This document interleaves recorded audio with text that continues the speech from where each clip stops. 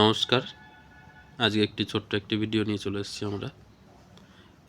আপনাদের কিছু কোয়েরি ছিল, সেই কোয়েরিগুলোর উত্তর দেওয়ার জন্য।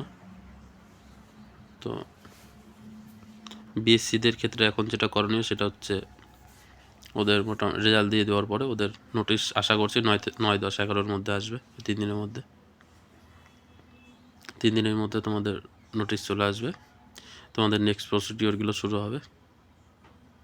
প্রথমে থাকবে পুলিশ ভেরিফিকেশান। পুলিশ ভেরিফিকেশানের জন্য তোমাদের একটা ফর্ম ফিল আপ করতে হবে। ফর্ম বেরাবে অনলাইনে, যে পোর্টাল খুলবে সেই সেখান থেকে তোমাদেরকে ডাউনলোড করে নিয়ে সেটা ফিল আপ করে নিয়ে তোমাদের থানা থেকে তোমাদের পুলিশ ভেরিফিকেশন হবে। তোমাদের নামে কোনো অ্যালিগেশন আছে কি না সেটা চেক করবে। দেওয়ার পর তোমাদের ক্লিন চিট দিবে। দেওয়ার পর তোমাদের পুলিশ ভেরিফিকেশনটা শেষ হবে। তারপরে তোমাদের কাউন্সেলিংয়ের ডেট দিবে, হয়তো বা বিকাশ ভবনেই হবে। সেটা হচ্ছে তোমাদের সম্ভবত জিএনএমদের রেজাল্ট দিয়ে দিবে। জিএনএমদের রেজাল্ট দেওয়ার পরে বা ওদের ইন্টারভিউটা শেষ হচ্ছে, ইন্টারভিউ শেষ হওয়ার পরে তোমাদের ওই প্রসেসটা শুরু হবে, কাউন্সেলিংয়ের প্রসেসটা। আর কাউন্সেলিংয়ের প্রসেসটা যখন শেষ হবে তোমাদের দিয়ে দিবে তোমরা কোন হসপিটাল পেয়েছো। তোমরা সেখানে গিয়ে বা যখন জয়েন করবে তখন তোমাদের মেডিকেল সার্টিফিকেটটা ইস্যু করতে হবে বা শো করতে হবে। এটা গেল বিএসসিদের আপডেট এখন আমার কাছে যেটুকু পর্যন্ত আছে। জিএনএমদের ক্ষেত্রে জিএনএমদের স্কোর কার্ড দিবে 16 তারিখে, আর রেজাল্ট সম্ভবত 18 থেকে 19 তারিখের দিকে ওদের রেজাল্ট দিবে। 2-3 দিন দেরি হওয়ার পিছনে কারণ একটাই, যে এদের মানে নর্মালাইজেশনের একটা ব্যাপার আছে, যার জন্য হিসাবটা করতে একটু টাইম লাগবে। আলটিমেট নর্মালাইজেশন হয়ে গেছে। নর্মালাইজেশনের ক্ষেত্রে ম্যাক্সিমাম হয়তো 5-7 বাড়বে, 7 বাড়বে। আর নর্মালি যাদের হার্ডশিপ ছিল তাদের জন্য 5-7 বাড়বে। আর যারা মডারেট শিফট ছিল তাদের জন্য 3-4 করে বাড়বে। আর যাদের ইজি শিফট ছিল তাদের কোনো স্কোর বাড়বে না, তাদের স্কোর ওরকমই থাকবে। এটাই ছিল জিএনএমদের আপডেট।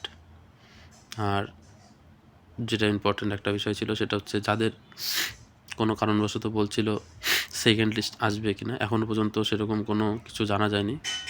ওয়েটিং লিস্টের সম্ভাবনা খুব কম, যদি থাকতো সেটা জানাতো, যেরকম তোমাদের সিএইচওর ক্ষেত্রে আছে।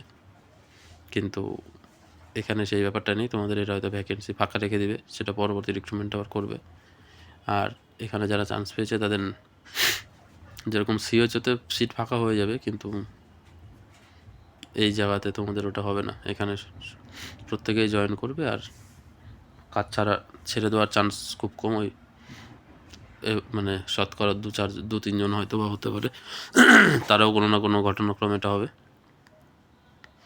আর একটা কথা যেটা হচ্ছে কাদের হয়নি, মেলদের কাট অফ দিয়েছি। আর বিএসসি জিএনএমদের যদি কারো কোনো কাট অফ জানার আগ্রহ থাকে, আমার একটা 11 মিনিটের ভিডিও আছে, দেখবে 8 দিন আগেকার।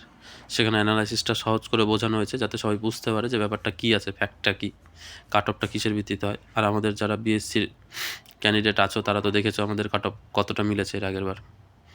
তো সবাইকে অনুরোধ থাকবে জিএনএমদের যে তারা তাদের কাট অফগুলো দেখে নিক, কারণবশত কী কী কারণে কাট অফ বাড়বে ওই ভিডিওগুলো দেখলে বুঝতে পারবে।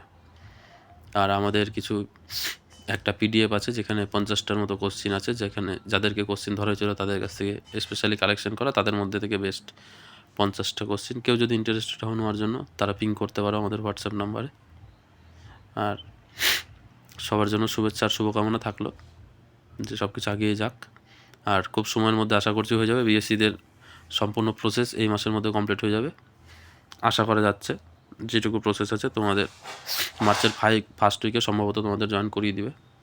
তো তার জন্য তোমরা তোমাদের নিয়ারেস্ট যেগুলো হসপিটালের লিস্ট আছে সেই লিস্টগুলো তোমরা নিজেদেরকে প্রিপেয়ার করো, তোমাদের কমিউনিকেশন অনুযায়ী যেটা সুবিধা হচ্ছে।